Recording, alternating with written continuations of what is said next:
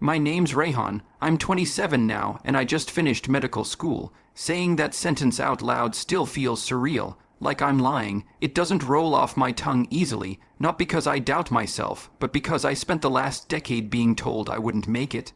Not by professors or friends, but by my own family. I'm the middle child.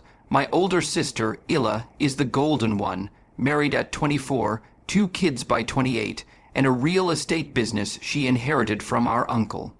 My younger brother, Adam, was the surprise baby that got doted on like a prince while I quietly drowned in library books and night shifts at the local ER. My parents, my mom especially, never had time for my ambition. Doctors are miserable, she used to say when I brought up the idea at 14.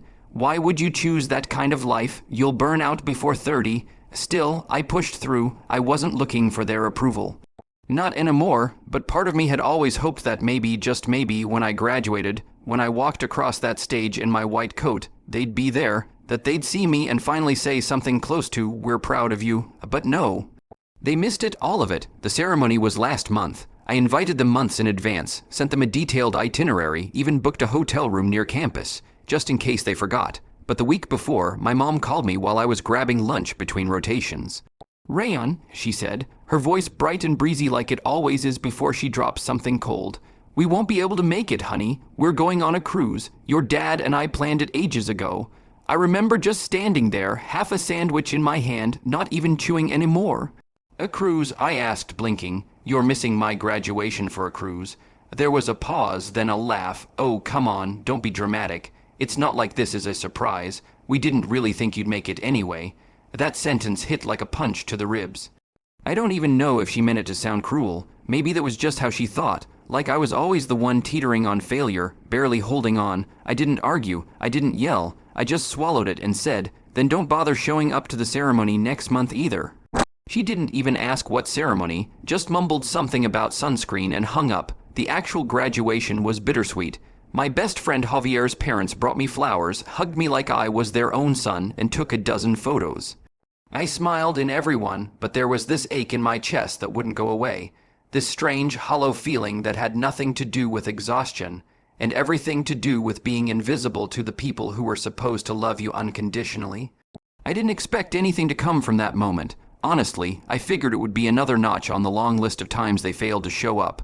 But then something happened 3 days later. It was a Sunday morning, and I was trying to sleep in for the first time in weeks when my phone buzzed. It was a message from Illa, no caption, just a photo. I opened it blurry-eyed and sat up so fast I nearly dropped my phone. It was a picture of a billboard, a massive one. My face was on it, wearing the white coat I'd worn on graduation day.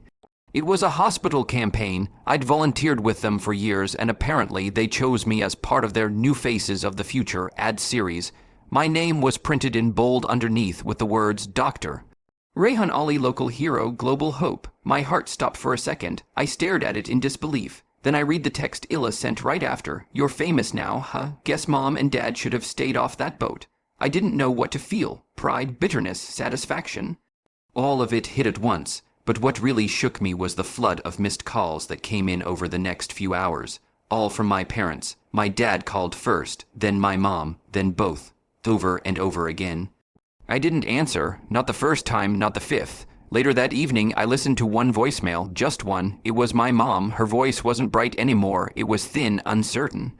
"Rayhon, we saw the billboard. Your uncle sent a photo, too. Why didn't you tell us? Why didn't you? Why didn't you say anything? Call us, please." I didn't call. Instead, I sat on my bed and stared at my framed diploma, remembering every late night I spent studying while Layla hosted another family dinner I wasn't invited to. I remembered the Christmas they left me at home because Adam wanted to go skiing and there wasn't enough room.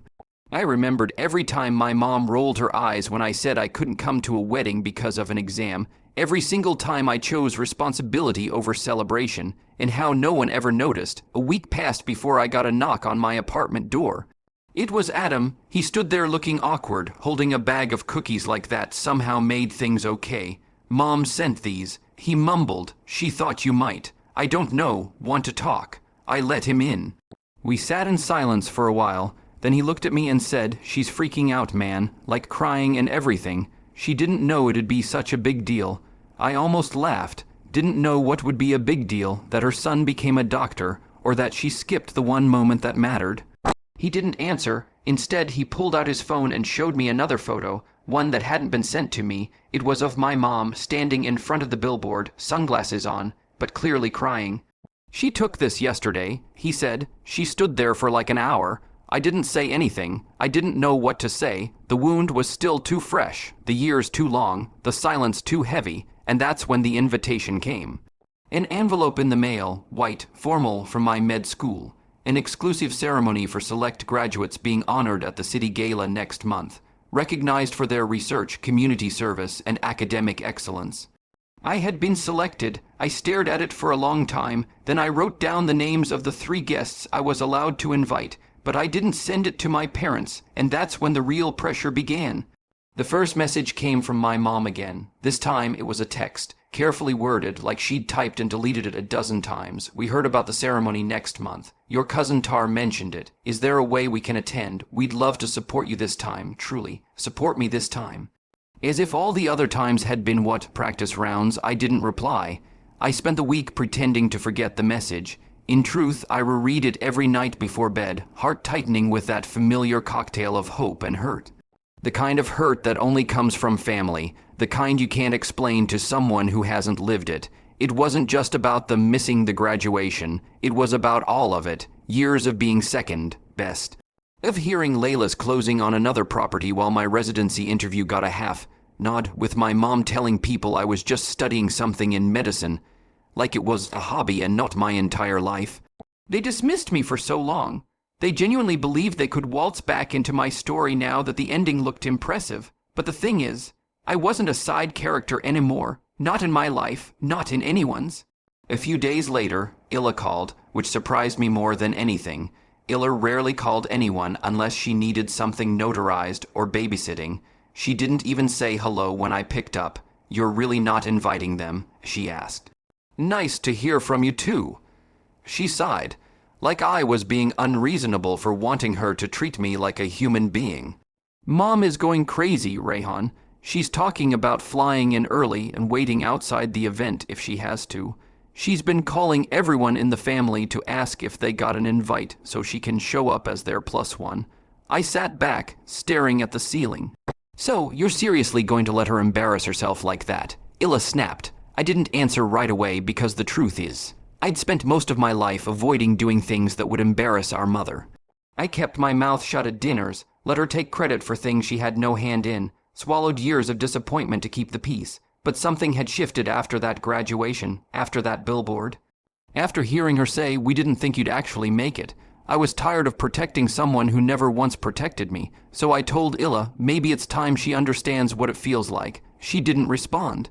Not really, just mumbled something about family should come first and hung up, but family didn't come first when they booked that cruise. Family didn't come first when I got accepted into med school and my mom said, don't get your hopes up.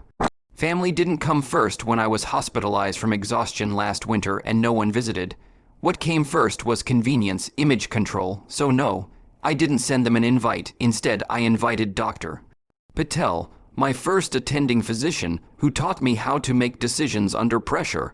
I invited Javier's mom, who once packed me lunches during exam week, and I invited Mr. Thompson, the elderly patient I used to visit every Thursday during clinicals, who always said, you're going to be someone, kid, even when I didn't believe it myself, and with every decision I made for that ceremony, I felt something in me settle. I wasn't doing this out of spite.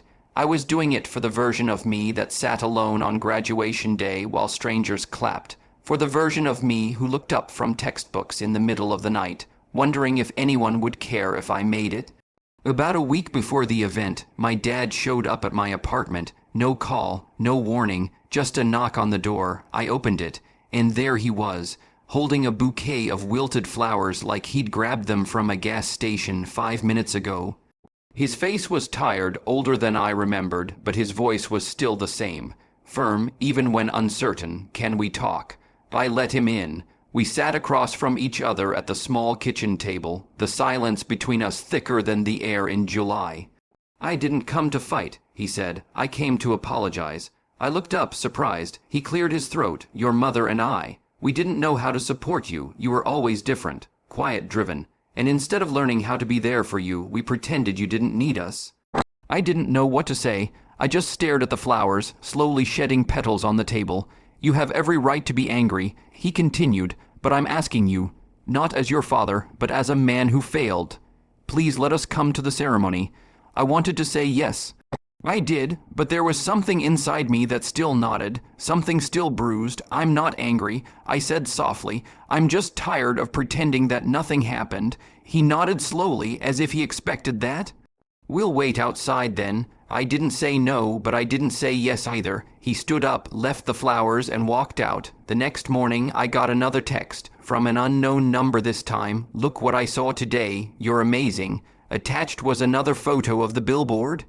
Only this time, someone had taken a selfie in front of it. That's when I realized something had changed. People weren't just seeing me. They were recognizing me. The billboard had gone a little viral. A few local news stations did segments. Social media was sharing my story. I was being asked to speak at community centers, schools, hospitals. And suddenly, my family wasn't the only one calling. But they were the only ones who'd gone silent again. No more calls, no more texts until the night before the ceremony. That's when my mom sent one last message. We're outside. We don't have tickets. We just want to see you walk in. We're sorry, Rayhon. We truly are. And that's where I stood, in the back hallway of the grand auditorium, wearing the suit I bought with my first hospital paycheck, holding the program in my hand. I could see the doors from where I stood. I could walk out and greet them. I could wave. I could invite them in. Or I could walk the other way. I stood there frozen, staring at that final message on my phone screen, the glow casting a soft light across my hand as murmurs of arriving guests echoed from the lobby. The program in my other hand felt heavier than paper should, like it was soaked in everything I'd been through just to get to this night. There was a strange stillness in the hallway, a tension in the air that made every breath feel like a choice. In the distance, I could hear the low hum of a string quartet warming up, the soft clinks of champagne glasses, faint laughter echoing through the doors, but all I could think about was that text. There outside, suddenly, I was 14 again, standing at the kitchen table with my acceptance letter to the pre-med summer program, heart thudding as I showed it to my mom, only for her to say, "Do you know how expensive that is?" and walk away. I was 17, sitting on the steps of the school auditorium after my science fair win, alone because no one came to see the presentation. I was 21, crying silently in the library restroom during finals week, while my siblings texted me photos from a beach vacation I wasn't invited to. And now I was 27, with the power to decide who got a seat in my story. I didn't move right away. Instead, I leaned against the wall and closed my eyes. The quiet gave me space to think. Space I hadn't had during med school, or in the whirlwind after the billboard went up. I thought about Javier's mom, who was already inside, dressed in soft gold, telling every stranger around her, "That one's mine. I don't care what the blood test says." I thought about Mr. Thompson, who'd shown up in a charcoal blazer with a little flower tucked into his lapel, asking if he looked doctor worthy, and then I thought about my parents, standing somewhere outside those double doors in the summer heat, waiting. Not because they believed in me, but because now the world did. There was a knock on the hallway door behind me. A young event coordinator peeked in, clipboard in hand. "Dr. Ollie, they're ready for you." I nodded and straightened my jacket. "I'll be right there." She smiled politely and disappeared down the corridor. My footsteps echoed softly as I made my way down the back hall and into the green room, where a small monitor displayed the entrance and lobby. I paused, curiosity getting the better of me. There they were, my parents, my mom in a lavender dress, clutching her purse with white knuckles. My dad beside her, arms crossed, looking down every few seconds like he couldn't keep eye contact with the room itself. Neither of them spoke, they just waited. I noticed something strange. They weren't just standing there, they looked nervous, like two people hoping to be forgiven, but bracing for the fact that they might not be. I felt the tightness in my chest again, but this time it was different, less like anger, more like gravity. This was the moment I had waited for my entire life, and not because I wanted them to suffer, but because I finally had the choice they had denied me for years. The choice to be seen, or to walk past them unseen. I stepped away from the monitor and into the main prep room, where each honoree was being introduced in order. They called Dr. Lang first, She developed a low-cost diagnostic test for a regional virus. Then Dr. Rivera, who built a mobile clinic during her final year. Then came my name, Dr. Rayhon Ali, recipient of the Community Healthcare Award, honored for his outreach work, clinical excellence, and top 1% placement nationally. Applause and then silence. Everyone turned toward the side entrance where I was to walk through the audience and onto the stage to take my place. I stepped forward into the hallway, heart pounding, not from fear, but from something sharper. I rounded the corner and paused. Through the large glass entry doors across the lobby, I could see them. My mom spotted me first. She stepped forward with a small wave. Hesitant, trembling, I stopped mid-step. She opened her mouth as if to speak, but I couldn't hear her, and she couldn't hear me. There was only the thick pane of glass between us. Both transparent and impenetrable, we locked eyes. It was the first time in years I'd looked at her that long. She mouthed the words, "I'm sorry." I didn't move. My dad joined her a moment later. He didn't say anything, just looked at me like he wanted to, like he was trying to understand who I had become and wondering when the son he had overlooked became the man now standing on the other side of success. I watched for a few seconds more, then I slowly turned, not away from them, but toward the auditorium doors. I walked through. The applause picked up again as I entered. I didn't look back. I didn't have to. Because for once, the room wasn't behind me. It was before me. I took my place on stage, my name echoing through the speakers. I could feel the lights warming my shoulders, the gentle hush as the next speaker began, and the distant knowledge that somewhere behind those doors, the two people who missed the beginning of my journey were now watching the part they were never invited to.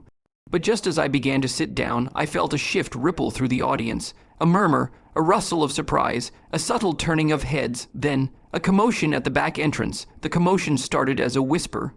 Nothing dramatic at first, just the squeak of a door opening when it shouldn't have, followed by a quiet shuffle of footsteps. I didn't turn around immediately. I sat still, spine straight, hands resting in my lap as the host introduced the next honoree. But I could feel the shift in energy, the kind of shift that comes when someone enters a space where they're not expected or wanted. Then I heard the unmistakable click of my mother's heels. I knew that sound. Knew it from childhood afternoons in department stores, when she'd pace impatiently near the dressing rooms. Knew it from late nights when she'd come home from dinner parties and walk right past my room without knocking. And now, those same footsteps were echoing through this sacred, polished hall like a quiet storm. I turned slowly. There she was. My mother stood at the back of the room, scanning the crowd until her eyes found mine. She looked different under the stage lights, smaller. Not the towering figure I remembered from childhood, but a woman trying to hold herself together under the weight of 1,000 unspoken things. My dad was beside her. His expression unreadable. He wasn't pushing forward, wasn't trying to make a scene. But my mom, she was moving. She took one cautious step forward, then another. A few heads turned. A couple of people whispered. An usher appeared at her side and said something. I couldn't hear it, but she didn't stop. She just kept walking, slow and deliberate, clutching her purse like a lifeline, and then she did something that froze me. She stopped in the center aisle, halfway between the door and the stage, and sat down. She didn't try to come closer. She didn't wave. She didn't call my name. She simply sat down in an empty chair, as if to say, "I missed your beginning, but I'm here now, and I'm not moving." There was a part of me, be the younger version of me, that wanted to get up, that wanted to storm out and slam the door behind me, but I didn't. I just watched her for a long moment, the tension in my chest melting into something harder to define. Because no matter how much she had hurt me, no matter how many birthdays or milestones she had missed this moment, it was new and complicated and somehow quieter than I thought it would be. I turned back to the stage as the host wrapped up the final introduction. Let's give one more round of applause for our honorees, future leaders, healers, and pioneers. The room filled with applause again, louder this time. The kind that resonates in your chest. I stood with the others and took my bow, and when I looked out over the crowd, I saw her still sitting there, clapping, my dad sitting beside her, a little stiff, but present. They missed my medical school graduation, said a cruise was more. Best Reddit stories, beautifully lit garden space, strung with fairy lights and soft jazz. People congratulated me, asked for photos, introduced me to colleagues and donors and former patients who recognized my name from the billboard. Javier's mom found me and nearly crushed me in a hug. I told you, she said, I shining. I always knew you'd make it. I smiled and hugged her back, heart full in a way I hadn't expected. These were my people, the ones who had seen me when it was hard to be seen. I was about to grab a glass of champagne when I saw them. My parents stood at the far edge of the garden near the stone fountain. They weren't approaching anyone. They weren't laughing or mingling like they used to at family weddings. They looked out of place, like two guests who hadn't RSVP'd but came anyway, hoping the host wouldn't turn them away. Part of me wanted to ignore them, let them feel what I had felt, what it was like to be excluded. But another part of me, the part that had spent years waiting for an apology that never came, felt something else entirely. Exhaustion, not from anger, but from carrying it. I walked over. They didn't notice me right away. My mom was nervously picking at the strap of her purse. My dad was staring at the koi fish in the fountain like they might have an answer for what to say. When I reached them, I stopped a few feet away and crossed my arms. You weren't on the guest list. They both turned. My mom's eyes were red, not fresh crying, but close. My dad looked like he'd aged 5 years since I last saw him in person. I know, she said softly. We couldn't not come. You didn't come to my graduation, I said. She flinched. I know. I'll regret it for the rest of my life. And you didn't think I'd make it. Her lip trembled. I was wrong. The words hung there, suspended in the night air.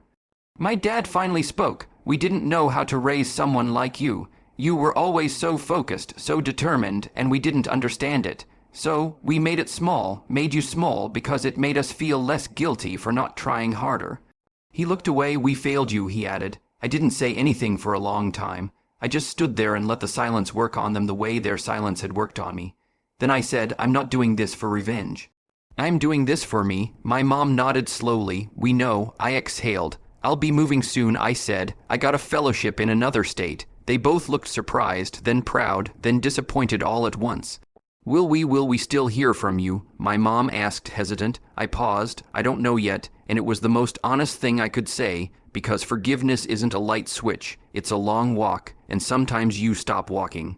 Not because you're cruel, but because you finally realize you've been walking alone. They nodded. They didn't beg. They didn't press. They just stood there and let the silence be what it was. I left them by the fountain and walked back into the light. That night, as I lay in bed with my suit jacket draped over a chair and the award plaque resting on my desk, I thought about everything they'd said and everything they hadn't. And for the first time, I didn't feel invisible. I didn't feel like I needed their approval or apology to justify the road I'd taken. I had made it not in spite of them, but without them.